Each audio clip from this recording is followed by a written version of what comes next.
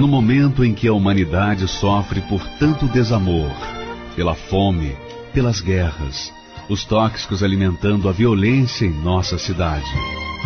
Esta emissora traz até você momentos de amor, paz e alegria, através de um programa feito com carinho para o seu coração.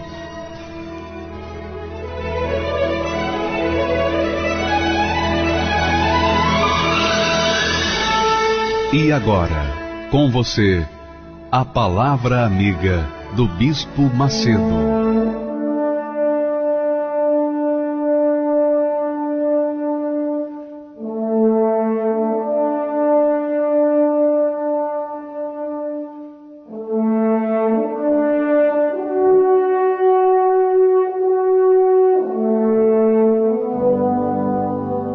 Graças a Deus, que o Espírito Santo, o Espírito do Senhor Jesus Cristo, que é o Espírito do altar, que é o Espírito de Deus, desça sobre você, minha amiga e amigo ouvinte, cuja vida está um fracasso, um desastre, um caos.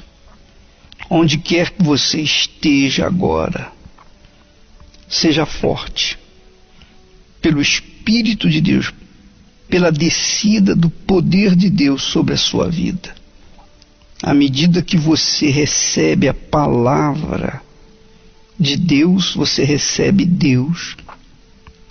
Jesus é a palavra encarnada. Foi a palavra encarnada quando esteve aqui. Hoje, Jesus é a palavra espiritualizada no Espírito Santo. E quem a recebe, quem recebe a palavra, recebe o Espírito.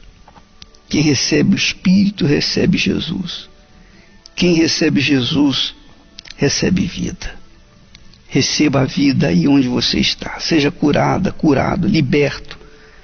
Liberto dos seus medos, mazelas. Seja livre, pelo nome do Senhor Jesus Cristo. E quem crê, diga amém. E graças a Deus.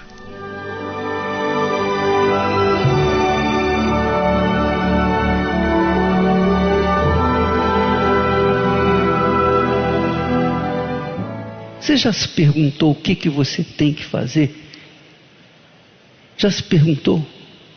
Porque se você se perguntou e sabe da resposta, porque Deus fala. Deus fala.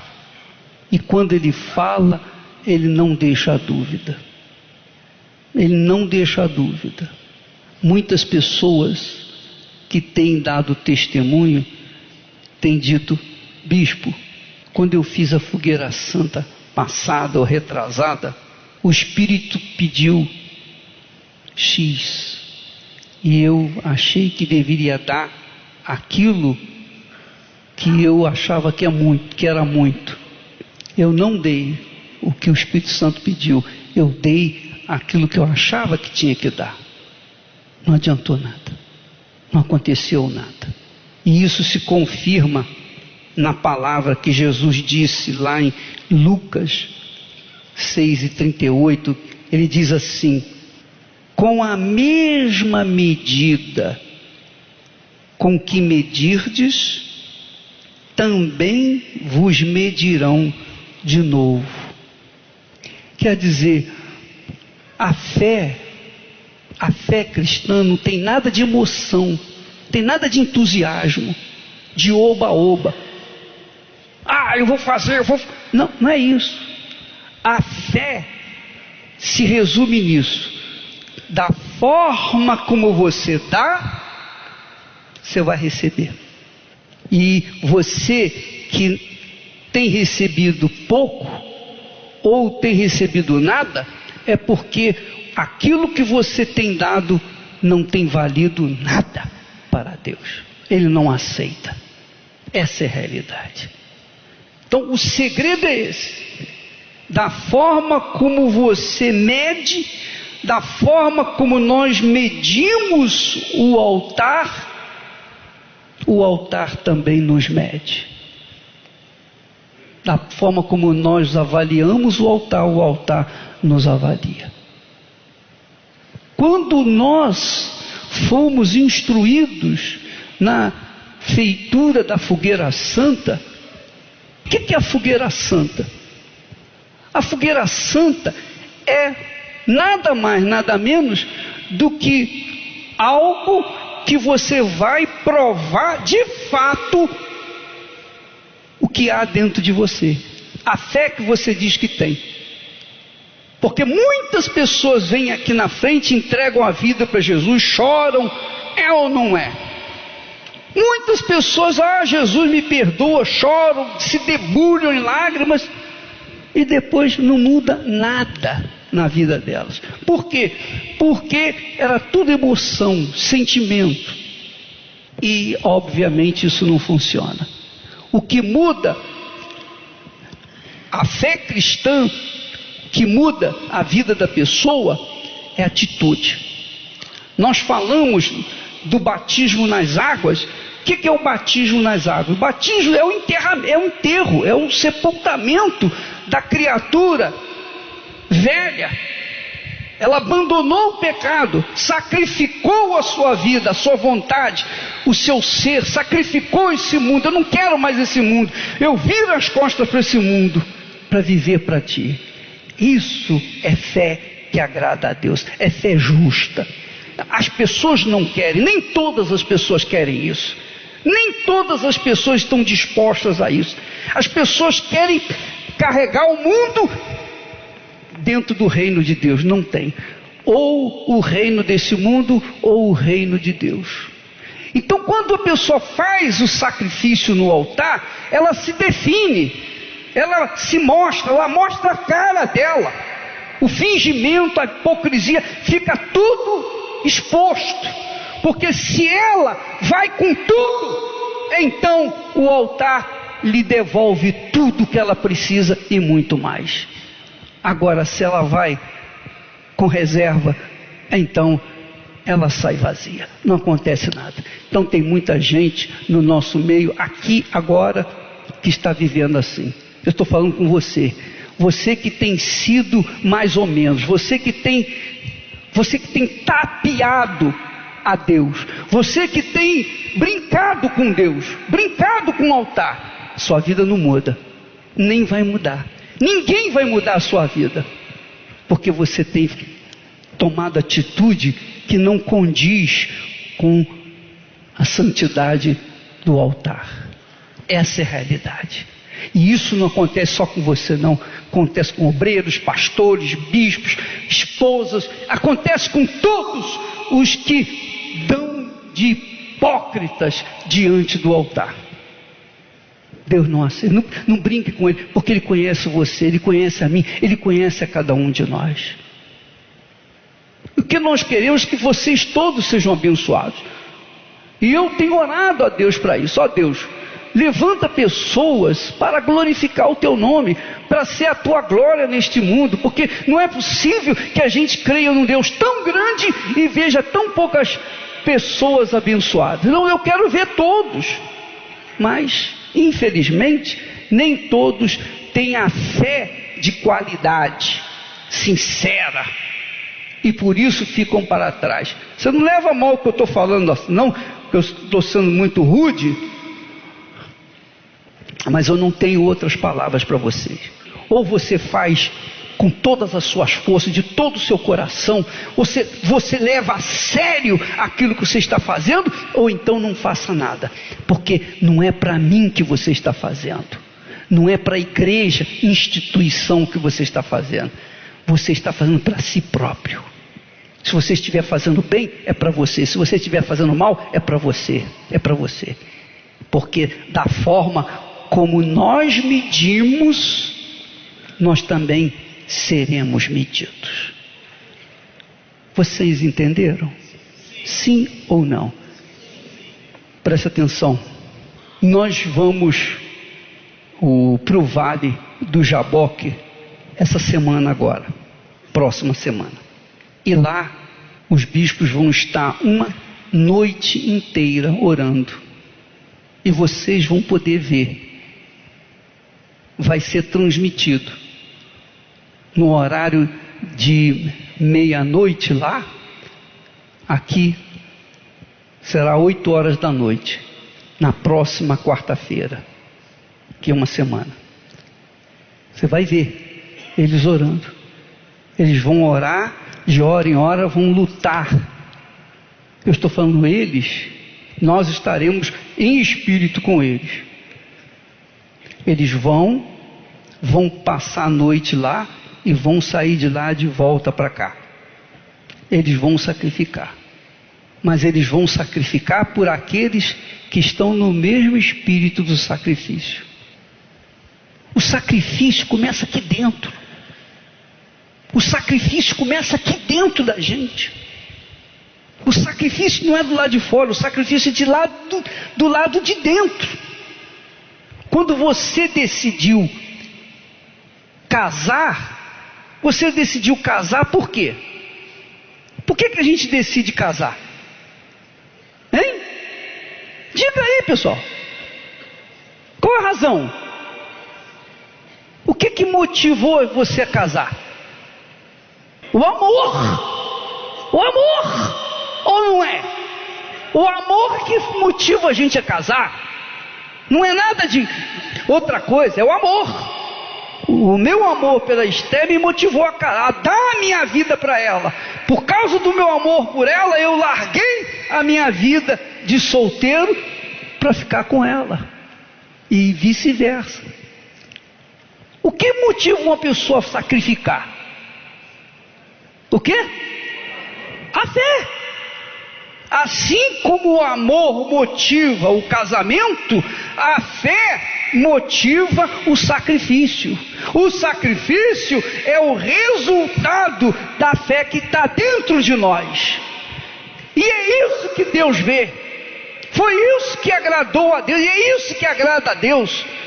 Foi isso que Abel ofereceu a Deus. Ele, por livre e espontânea vontade, apresentou o sacrifício. O irmão dele também ofereceu o sacrifício, mas não foi o sacrifício agradável a Deus. Então, o que muda a sua vida é o seu sacrifício, meu caro. Escute o que eu estou te falando. O que muda a sua vida é o seu... Enquanto você não sacrificar a sua vida, você vai vir aqui na igreja, pode vir aqui no templo, pode receber imposição de mãos, pode tomar banho de óleo, de azeite, pode fazer o que for. Sua vida não vai mudar. Você vai continuar sendo Jacó. Se ainda é Jacó, ou se já foi considerado Jacó. Não vai mudar porque você não quer sacrificar. Você não quer sacrificar. E quando nós falamos em sacrifício, é a sua vida. É a sua vida. E eu falo isso com propósito, porque nós sacrificamos. Por que a igreja hoje existe? Porque houve um sacrifício, houve uma entrega, houve uma rendição, uma entrega total. Então, se há sacrifício, então a vida floresce. Se não há sacrifício, nada disso acontece. A sua vida vai ser transformada a partir do momento que você sacrificar. E não é sacrificar só dinheiro, não. Porque o sujeito pode sacrificar rios de dinheiro aqui no altar, mas se ele continuar com a sua amante, não vale de nada o seu sacrifício. O que eu tenho que fazer? Estou pronto para fazer o que for necessário para que a minha vida mude. E é isso que nós estamos propondo. A fogueira santa é para isso. É para as pessoas que dizem, eu quero saber o que eu tenho que fazer. O que é que eu tenho que fazer para que a minha vida seja transformada? Sacrificar a sua vida. Deixa eu falar para você com sinceridade. Sua vida só depende de você. Escute o que eu estou falando. Sua vida só depende de você, não depende do seu diploma, não depende de favores de terceiros, não depende de sabedoria sua, não depende da sua capacidade, da sua força, não depende dessa capacidade que você tem de lutar. Depende da sua entrega no altar. O diabo fala assim: olha, você é um pecador, você fez isso, você fez aquilo. O diabo é acusador. Mas Jesus não está olhando o pecado de ninguém. Ele não está olhando se você é pecador ou se você não é pecador. Não está olhando se você matou ou se você roubou. Não interessa. O que ele olha em você, a mim, a cada um de nós, é a fé. A fé de chegar e dizer: meu Deus, eu sou necessitado, eu sou pobre, necessitado, eu não tenho ninguém por mim, eu não sei o que fazer da minha vida. Se o Senhor não estender a tua mão para mim, eu estou perdido. Então, quando há essa espontaneidade, essa sinceridade, Deus estende a mão para pegar pela mão, a mão dele, a mão dele. E quando Deus faz isso, Ele não dá uma bençãozinha, não. Ele não abençoa com um salário melhor, não. Nada disso. Ele honra a pessoa. Amém? Deus quer honrar você. E Deus quer fazer você uma pessoa honrada. Ele quer fazer que os outros, seus amigos, conhecidos, parentes, olhem para você e digam: essa pessoa, poxa, mudou, hein? Quem fez isso? E você chegar e falar: o meu Deus fez isso. Amém, pessoal? Mas isso depende de um casamento. Deus quer mudar a sua vida. Deus quer honrar você. Mas precisa que você...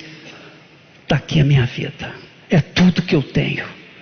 Minha vida não vale nada, eu não sirvo para nada, eu sou um zero à esquerda. Ninguém, não é minha mãe que não me quis, não. Todo mundo, ninguém me quer. Mas Jesus quer você. Amém, pessoal? Amém. O que isso tem a ver com religião? Nada.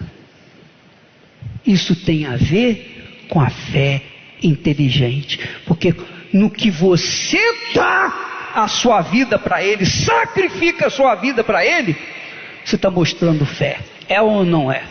Da mesma forma como quando você casa, você manifesta o seu amor para com a pessoa que você está casando. É assim que funciona. É assim que funciona. Amém? Então, é a sua vida por inteiro. Por inteiro, não pode ser mais ou menos. É tudo ou nada. Ele tem que ser o primeiro na sua vida. Primeiro do que namorado, namorada, amante. Primeiro do que dinheiro. Primeiro do que a sua própria vida. Pai, mãe, primeiro do que tudo. Ele tem que ser o primeiro. Se ele não for o primeiro na sua vida, você não vai ser o primeiro na vida dele. Porque é assim. Quando você se entrega, ele faz de você o primeiro na vida dele. Por isso que existem os dízimos. Dízimo quer dizer primeiro, primícias. Você dá a sua vida, ele faz da sua vida as primícias dele. Amém? Você entrega a sua vida no altar, o espírito do altar desce sobre ela e passa a morar dentro de você. Você se torna um altar. Amém? Deus honra você. Ele faz você honrado. Honrado. Uma pessoa honrada. Você pode ser a última das criaturas, mas quando você sacrifica a sua vida para o Senhor Jesus, Ele honra você. Jesus disse isso. Jesus disse: aqueles que me servem, meu Pai os honrará. Amém? Amém. E se Deus honra você, quem vai impedir essa honra? Amém, pessoal? Essa é a nossa glória. Nós queremos que você tenha uma vida de verdade. Mas Nós não podemos entregar a sua vida para Ele, é você que tem que dar. Agora nós podemos pregar, eu estou pregando aqui, estou falando, estou ensinando, estou orientando. É como o casamento. Quando você casou motivado pelo seu sentimento de amor. É ou não é? E não casou, tá, só amigou. Amigou por quê? Porque você sentiu amor. Sim ou não? Sim. Juntou, é a mesma coisa. Por quê? Por causa do sentimento. Quando você se entrega, é por quê? Você não está vendo Deus, você está vendo Deus? Eu nunca vi. Mas você se entrega porque você confia, tem fé na sua palavra. Eu acredito nessa palavra. E a palavra que você agarra, se abraça, é o próprio Deus. Plano a cada criatura, e aos astros Ele dá o céu. A cada rio Ele dá um leito e um caminho para mim. Traçou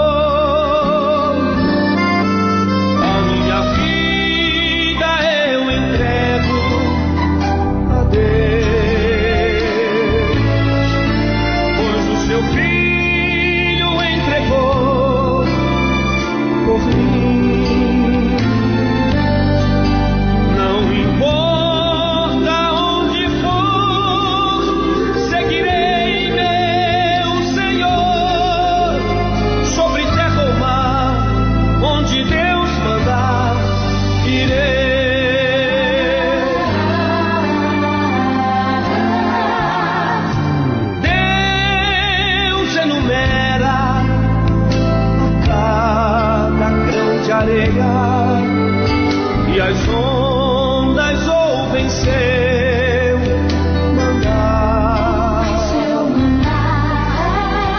As aves em seus rumos lhe obedecem, seu carinho faz abrir a flor.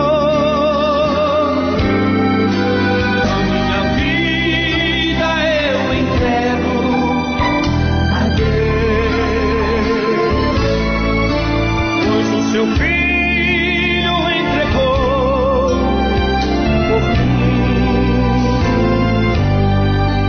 Não importa onde for, seguirei meu Senhor, sobre terra ou mar, onde Deus mandar, irei.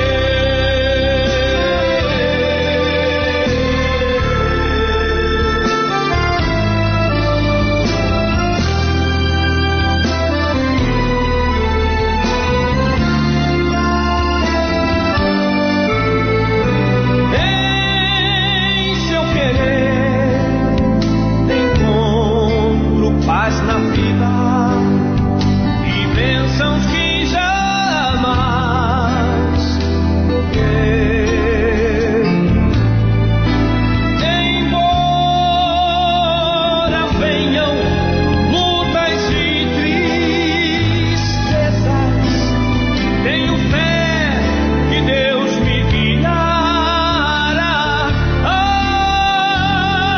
minha vida entrego a Deus, pois o seu filho entregou por mim. Não importa onde for,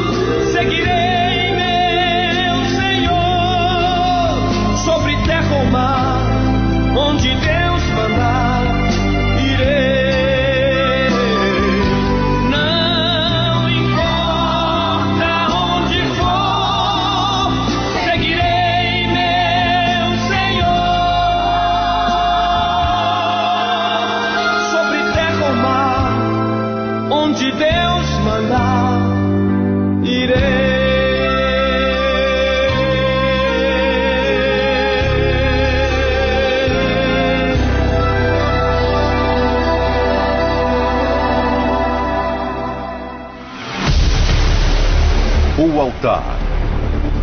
O lugar da decisão. Ele falava, você é a desgraça da minha vida. Eu não tinha empresa, eu só tinha as Eu não dívidas. tinha mais nem um centavo no bolso. O lugar para quem diz é tudo ou nada. Assim foi com Jacó. Ele estava aflito, desesperado e com medo. Não seria essa a sua situação? Eu pensei e tentei, na verdade, o suicídio. E ele me dava soco, ele me jogava no chão, ele me arrastava. O maior vendedor de livro do Brasil, eu me tornei um usuário de crack. Mas foi no Val de Jaboque que, com o anjo, ele lutou até o amanhecer. Eu comecei a lutar por uma vida melhor. E ali começou a verdadeira mudança da minha vida. Eu queria fazer a loucura da fé. E ali, naquele dia, Deus transformou a sua vida. Já não se chama mais Jacó, e sim Israel. Porque como príncipe lutou com Deus e com os homens, e prevaleceu. Aonde eu nunca tive vida, ali eu recebi a vida. Hoje nós possuímos 4 ou 5 carros, nós somos proprietários de lanchas, nós temos casa na praia. A minha família, minha esposa, meus filhos, tudo que eu recebi de Deus, do bom e do melhor. Neste domingo, o domingo da decisão. Se você não aceita mais viver a vida que tem levado, Deus lhe dá a fé para lutar e vencer. Participe do Domingo da Decisão, às 6, 18 horas e especialmente às 9h30, no Templo de Salomão, ou em uma igreja universal do Reino de Deus. Eu cheguei na igreja com a nossa documentação na mesa de um advogado para fazer o nosso divórcio, porque eu sou filha adotiva, sou filha de uma mãe solteira que me deu em adoção para uma família que já tinha 4 filhos. E nessa família adotiva, eu fui abusada, bispo, pelo meu irmão durante toda a minha infância e toda a minha adolescência. Se o senhor me perguntar, Rita, quando começaram os abusos? Eu não sei falar, porque desde quando eu me entendo por gente, eu fui abusada por ele. E aí, eu era louca para sair daquela casa. O meu pai adotivo era alcoólatra, os meus irmãos, inclusive o agressor, era alcoólatra também, e eu cresci vendo o meu pai manifestando com os encostos, batendo na minha mãe, e todos sempre muito bêbados. Eu queria sair daquele clima, eu queria sair daquela situação, eu não queria aquela vida para mim. Muito jovem eu conheci o Jarbas aos 16 anos, nos casamos aos 18. O Jarbas já tomava uma. Ele tomava uma pinguinha, ele era chegado. Mas eu pensava assim, ele gosta de mim. Ele gostava de mim. Então, quando a gente casar, isso vai passar. E eu vou sair dessa casa. E assim eu fiz, a gente casou. Qual não foi a minha surpresa, bispo? Porque a situação só foi piorando. Chegou um ponto que eu via o que a minha mãe vivia, eu estava vivendo no meu casamento. Aí eu pensei, eu vou ter minha primeira filha, essa situação vai mudar. Porque um filho muda todo mundo. Na minha mente eu pensava assim. Quando a gente teve a primeira filha, o Jarbas piorou. Aí eu tive a segunda filha, piorou mais ainda. Desculpe, o problema principal dele então era a bebida. Era bebida. Assim como seu pai adotivo e os seus irmãos. Exatamente. Veja, as pessoas, só para pontuar aqui uma coisa. Talvez você esteja vivendo isso na sua vida. As pessoas que sofreram algum tipo de abuso lá atrás, seja qual for, seja sexual, seja físico, seja emocional, seja na vida sentimental, no relacionamento abusivo, os pais, ela conviveu, ela viveu naquilo, ela cresceu naquilo. Ela, claro, a última coisa que ela quer na vida é reviver aquilo em um relacionamento, a última coisa. Mas sem querer e sem saber como, ela acaba atraindo a mesma coisa para a vida dela. O caso dela não é único. Muitas pessoas que viveram essa situação entraram em relacionamentos com as cópias dos seus pais ou da sua mãe, do seu pai, ou do casamento, do relacionamento anterior. Atente para isso, porque a história dela mudou. Mas você vai ver que só mudou por causa da fé. Bom, teve-se 2 filhos, só foi piorando. Sim, senhor, só foi piorando. Toda vez que a gente ia se relacionar, toda vez que o Jarbas me procurava para a gente ter relação sexual à noite, vinha na minha mente, ele normalmente estava bêbado, ou ele tinha bebido, então vinha tudo o que eu tinha passado com meu irmão minha vida inteira. A nossa vida era um inferno, bispo. A nossa vida era um inferno. E talvez por isso e por outras questões também, o Jarbas foi só bebendo mais. E aí chegou um ponto que eu bebia junto com ele para ver se a gente conseguia resolver alguma coisa. E a nossa vida foi se tornando um inferno. A gente trabalhava muito. Eu sou professora e a gente chegou a ter uma rede de escolas de educação infantil. E o Jarbas era encarregado de manutenção de uma rede de escolas de inglês muito conceituada no Brasil todo. A gente ganhava muito dinheiro e a gente não tinha condições de pagar um aluguel. Nós não tínhamos condição de pagar aluguel. Aí nós fomos despejados da casa. Por quê? Gastava com o quê? Gastava tudo com a bebida. Todo o dinheiro do Jarbas era para bebida. E aí o que eu ganhava nas escolas nos mantinha, mas nos mantinha mal. Não mantinha bem. Eu não sei falar para o senhor o que acontecia, que a gente não conseguia pagar as contas. Eu tinha causa trabalhista, a gente não conseguia pagar aluguel, a gente não conseguia pagar uma água, não conseguia pagar uma luz. Minha filha caçula me pedia um todinho para eu colocar na lancheira dela, porque os coleguinhas da escola tinham, eu não tinha condições de comprar esse todinho. Seu Jarbas, por favor, o casamento da sua ótica, do seu ponto de vista, como que era essa família, essa vida? Destruída, totalmente destruída. Eu, como homem, isso é até triste, porque o homem que tira uma mulher de uma família, mesmo a família dela sendo mal, mas ela tinha uma casa para dormir, um lugar para poder dormir, e você tira uma pessoa de uma casa para poder se manter, e você não conseguir manter aquela pessoa, para o homem a dignidade vai lá no chão. Eu era assim, eu não tinha caráter, eu não era um homem digno, eu não levava sustento para dentro de casa, ao contrário, eu levava vergonha. Muitas vezes minha esposa teve que ir no ponto de ônibus para poder me buscar, porque eu não conseguia descer do ônibus. Isso quando eu conseguia chegar em casa. E às vezes ela recebia notícia que eu estava caído, entendeu? E eu trabalhava muito. Então isso era muito triste. E o casamento de vocês, o senhor sabia que ela tinha sofrido esse abuso? Ela me contou, mas acho que devido à bebida não fazia muita questão disso, mas ela me contou, ela me contava. Mas a vida conjugal era um fracasso, uma derrota. Dentro de casa era briga todos os dias. Eu chegava em casa, quebrava as vasilhas, quebrava tudo, destruía tudo, briga todos os dias. E chegou num ponto de eu começar a agredir ela. E foi essa situação. E eu não tinha como pagar um aluguel. E eu fui morar com o meu sogro na casa dele. Ele também não me aguentou, colocou para fora com 45 dias. Colocou eu, a minha esposa, com as minhas 2 filhas para fora, e nós chegamos a um ponto de ter que dormir numa sala de aula, com um colchão no chão, eu, a minha esposa e minhas 2 filhas. O nosso guarda-roupa era uma mala, uma bolsa. Qual o fundo de poço, o pior momento de vocês? O meu fundo de poço foi quando o Jarbas me agrediu. Quando o Jarbas me agrediu, eu falei, agora chega. Eu não quero mais isso. Eu dormi chorando, aliás eu não dormi, eu deitei chorando, e naquela madrugada eu ouvi uma programação da igreja. Eu tenho certeza que era Deus, porque eu ia suicidar mesmo. Eu já havia tentado, eu ia suicidar. Eu não queria mais viver naquela situação. Eu não ia viver uma vida toda como a minha mãe viveu, daquele jeito. Eu vi uma programação, alguém estava dando um testemunho, de repente, até como a gente está falando aqui agora, e o Jarbas, nessa situação toda, o Jarbas ainda era muito religioso. Ele morava no interior de Minas e ele chegou aí na cidade de Aparecida do Norte a pé para cumprir promessa, para ver se parava de beber. O Jarbas foi muito bem criado, uma família muito estruturada, muito religiosa, e a minha sogra também sofria com aquilo. Então a gente tentava de tudo e não dava certo. E nessa noite, nesse dia que ele me bateu, eu falei, disso aqui não passa mais não, agora acabou. Aí eu ouvi a programação e falou o endereço, eu fui, eu não quis saber onde era, o pastor que estava fazendo pediu para colocar uma água que a gente ia dormir, realmente eu dormi naquela noite, amanheceu o dia, eu ajeitei as minhas coisas, peguei minha filha mais nova e fui para a igreja.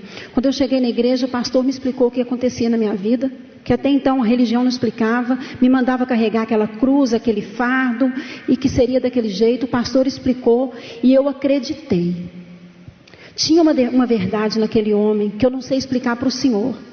Eu acreditei. Ali eu comecei minha caminhada com Deus. Muitas vezes escondido dele porque ele não admitiria. que eu viesse à igreja. Eu comecei minha caminhada, aprendi o dízimo, aprendi o plano da salvação de Deus para a minha vida. A Bíblia deixou de ser aquele enfeite, eu comecei a ler a Bíblia, porque o pastor falava, a gente vai falar, a senhora chega na sua casa e tira limpo o que a gente está falando, não fica comendo na nossa mão. Eu comecei a fazer aquilo, comecei minha caminhada com Deus, aprendi a ser uma ofertante, dizimista fiel, e comecei a minha caminhada. Mas eu saía, bispo, eu estava muito bem. Tive o meu encontro com Deus, fui liberta. Eu saía da igreja aliviada, mas a hora que eu chegava lá fora, o Jarbas estava bêbado. Por causa dele? Ele não estava na fé ainda? Não, o Jarbas ainda não estava na fé. Eu estava transformada, mas ele não. Ele continuava bêbado, os meus problemas exteriores continuavam, a gente tinha muitas dívidas, muitos problemas, mas eu estava tão bem que não dava para entender. E isso não deixava ele entender. Por que eu estava bem, por que eu estava transformada? Nós começamos a nos relacionar. O trauma foi saindo, eu aprendi o perdão, procurei o agressor e pedi perdão para ele. E comecei a minha caminhada com Deus. Um dia me foi proposto, me falaram da fogueira santa de Israel. Ô bispo, eu pulei nesse altar, porque a proposta era de mudança de vida. Eu pulei. Quando eu peguei o envelope, eu abracei o envelope, eu só pensei assim, meu Deus, me fala o que eu tenho que fazer, esse sacrifício, que eu preciso enfiar esse homem dentro do envelope. Ele era até mais gordinho. Não literalmente, né? Mas a senhora queria entregar esse marido, esse homem que ninguém dava jeito, no altar. Queria, que a religião não dava jeito, ninguém dava jeito. Aí eu fui embora com aquele envelope. A terapia do amor era no sábado, eu não perdi a terapia, como não perco até hoje. Eu peguei o envelope no sábado. Para resumir a história, na quarta-feira o Jarbas entrou a primeira vez comigo na igreja.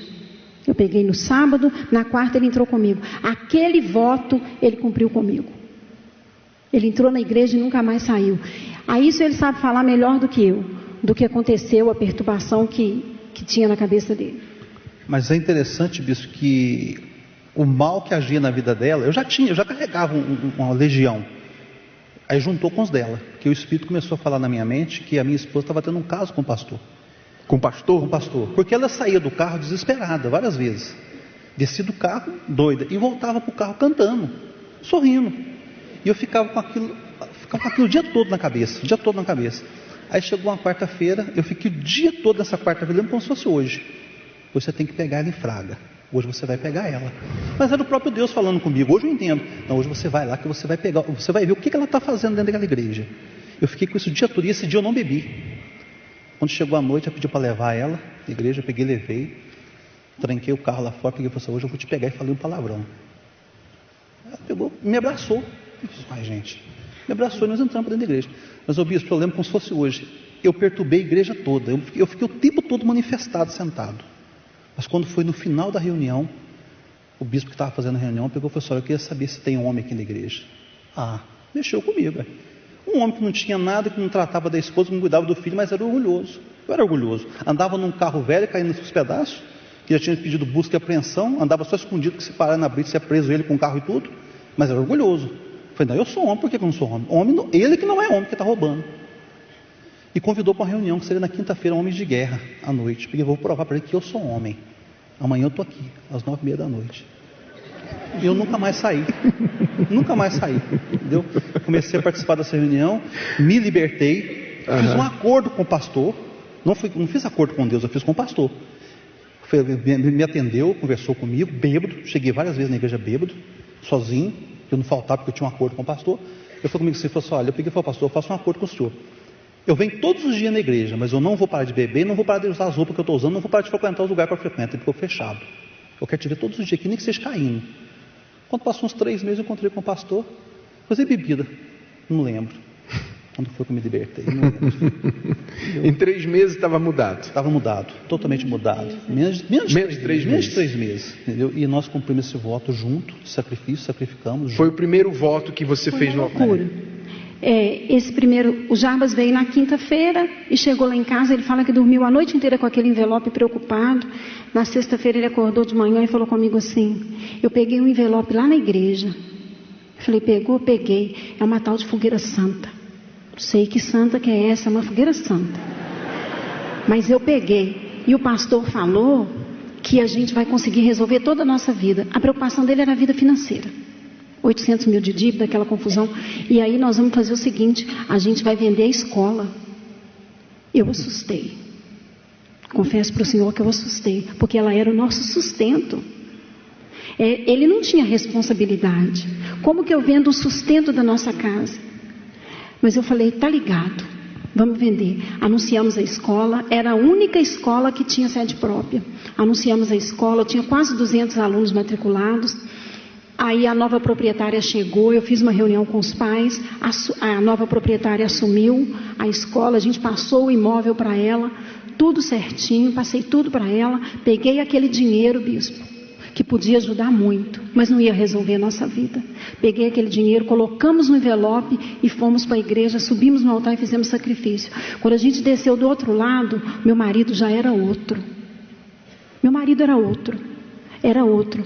E de lá para cá, bispo, foram muitos votos, foram muitos sacrifícios, todos da perna bambear, da barriga doer, e da gente falar, meu Deus, eu vou com tudo, eu vou com medo, mas eu vou, porque o Senhor não falha. Casas, carros, terrenos, aliança não sei nem quantas a gente já sacrificou a Deus. E olha, o altar não fica devendo nada para nós. A minha filha mais velha, ela era perturbada. A menina conversava com espíritos a noite inteira. Ela era oprimida. Aquela menina oprimida, bispo, porque na ocasião, quando eu cheguei na igreja, tinha 9 anos. Hoje é uma mulher de Deus, é esposa de pastor, faz a obra de Deus no altar. É uma menina liberta, transformada. Hoje eu tenho do meu lado um homem de Deus, uma gracinha de marido. Não... Toda quinta-feira a gente está na terapia. Até hoje eu me vejo praticando os ensinamentos da terapia do amor. O Jarbas não é romântico. Ele não vive falando eu te amo, mas ele me dá café toda manhã. Toda manhã ele leva café na cama para mim. Hoje a gente vive num imóvel muito confortável, num condomínio fechado lá na nossa cidade. O nosso terreno tem mais de 2.000 metros quadrados, mais de 700 metros de imóvel construído, temos carros, temos 2 empresas na área da construção civil e na área alimentícia, mas mais do que isso, bispo, que preço tem a família que eu tenho? Tenho 2 filhas abençoadas, um marido abençoado, 2 filhas, a caçula hoje estuda, faz faculdade, namora um obreiro, ela é uma obreira, uma menina de Deus. Que preço que tem isso? Ter um marido transformado do seu lado, um marido que te ama. E nenhum dinheiro paga. Agora, Sr. Jarbas, o senhor chegou à igreja pensando, o pastor é ladrão. E o senhor foi o primeiro a ter mais atitude para o sacrifício. Como é que foi isso? Com certeza, porque eu já tinha tentado em vários lugares, bispo, banco, vários lugares, a tentar resolver meu problema.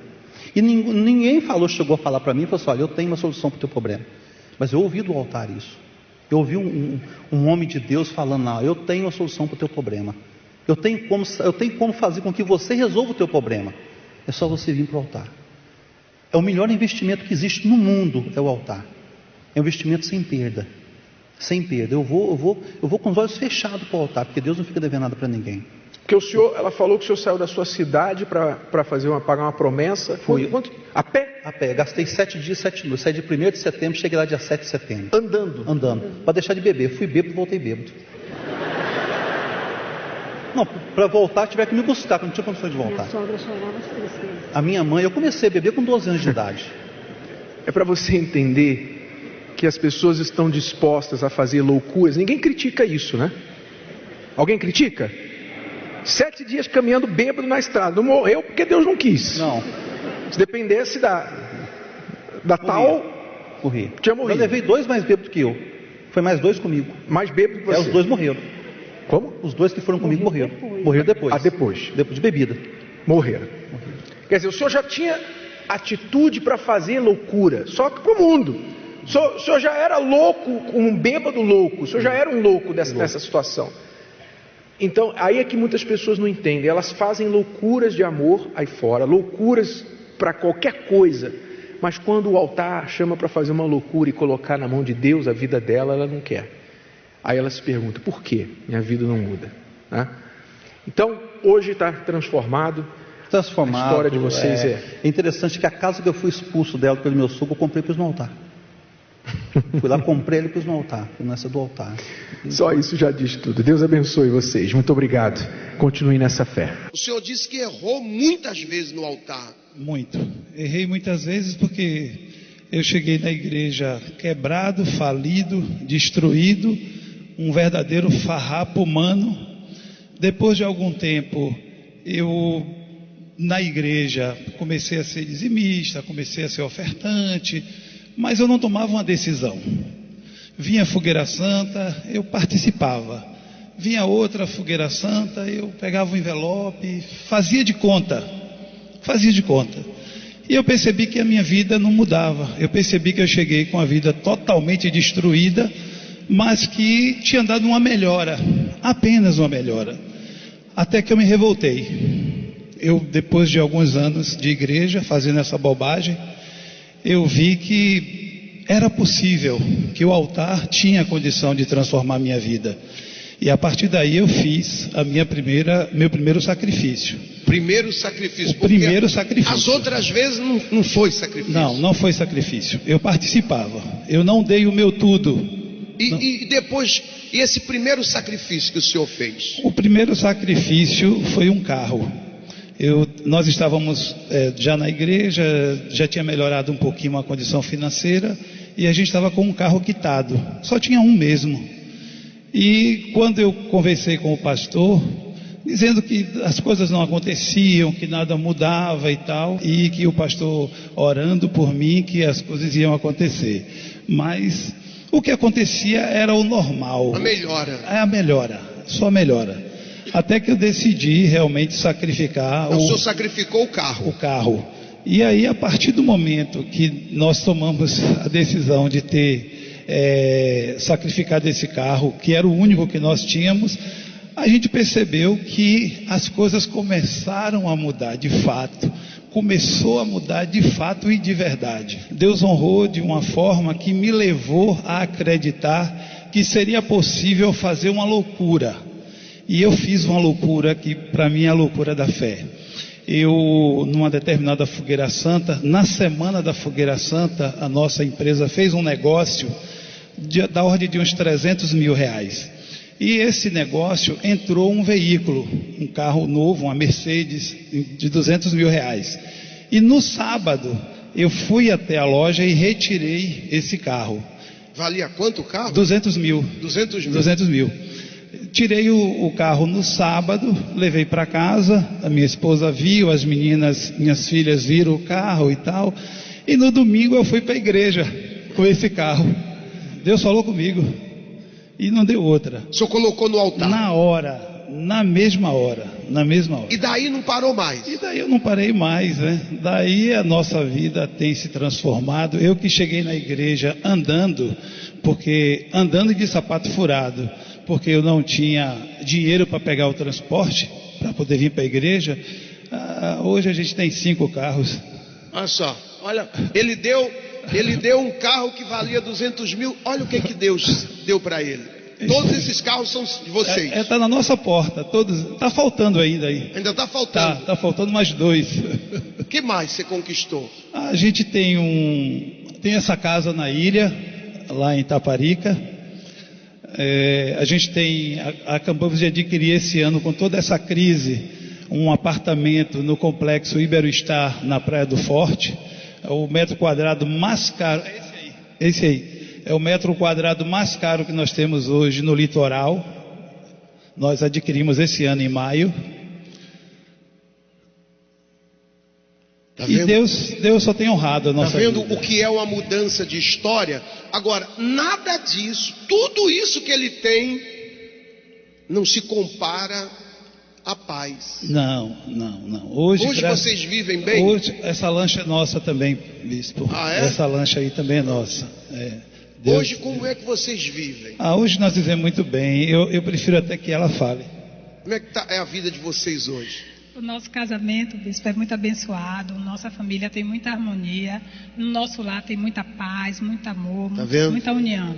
Eu queria fazer um convite agora às pessoas que querem receber o Espírito Santo. Neste domingo, venha aqui no templo, você que pode vir aqui no templo, na reunião das 9h30. você venha em jejum, porque eu vou fazer uma oração. Aliás, eu não vou fazer oração, não. Eu vou rogar ao Pai para que o Espírito Santo venha sobre você. Jesus disse: rogarei ao Pai e Ele vos dará um outro Consolador. E eu vou rogar ao Pai para que Ele então cumpra essa promessa na sua vida neste domingo aqui no Templo de Salomão às 9h30 da manhã, tá bom? E fique certo, se você vier com esse propósito, com essa determinação de receber o Espírito Santo, você vai ser batizado, tá bom? Neste domingo às 9h30 da manhã aqui no Templo de Salomão.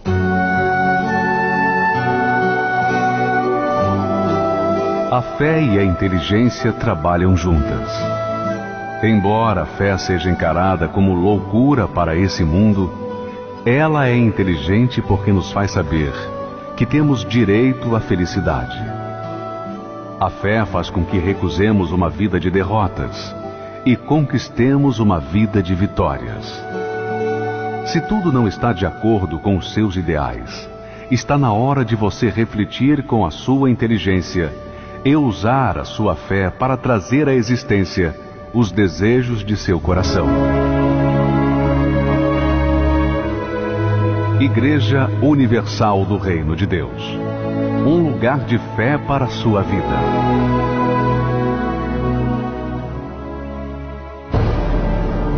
Tragédias. Terremoto de 7,1 graus na escala Richter causou pânico entre a população. Mais de 130 mortes já foram confirmadas. Escândalos políticos. Biochip. Guerras.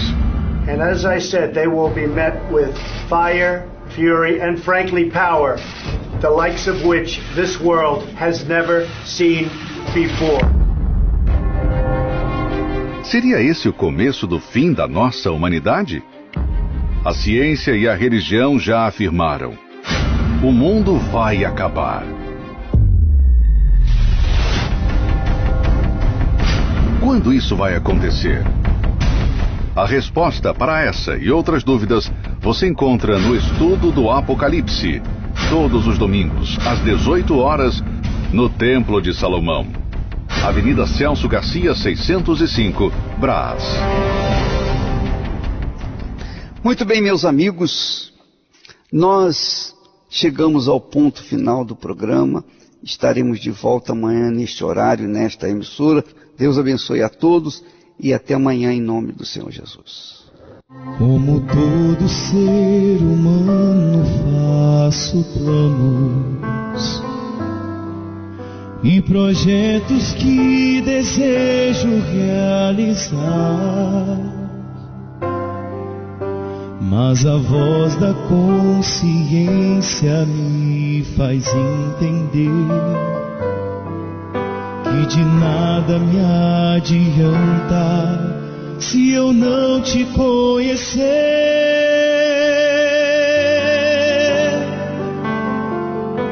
De que vale toda a minha existência se em meu ser não tiver tua presença? De que vale toda a prata e o ouro se o meu maior desejo é te receber,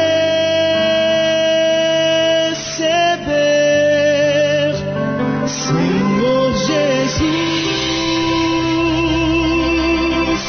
me batiza com o Espírito Santo e faz nascer em mim tua natureza, para que eu possa contemplar tua grandeza,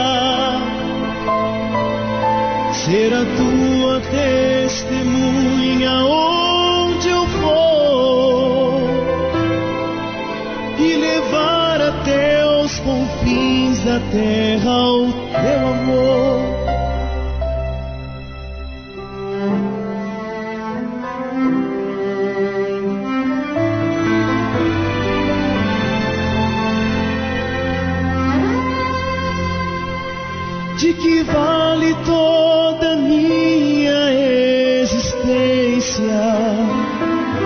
Se em meu ser não tiver tua presença,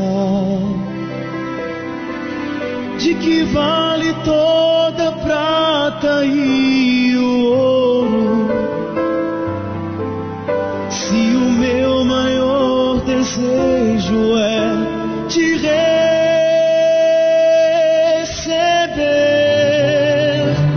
Senhor Jesus, me batiza com o Espírito Santo e faz nascer em mim tua natureza, para que eu possa contemplar tua grandeza, ser a tua testemunha onde eu for e levar até os confins da terra o teu amor, Senhor Jesus, me batiza com o Espírito Santo e faz nascer em mim tua natureza, para que eu possa contemplar tua grandeza, ser a tua testemunha onde eu for e levar até os confins da terra o teu amor, ser a tua testemunha onde eu for e levar até os confins da terra o teu amor.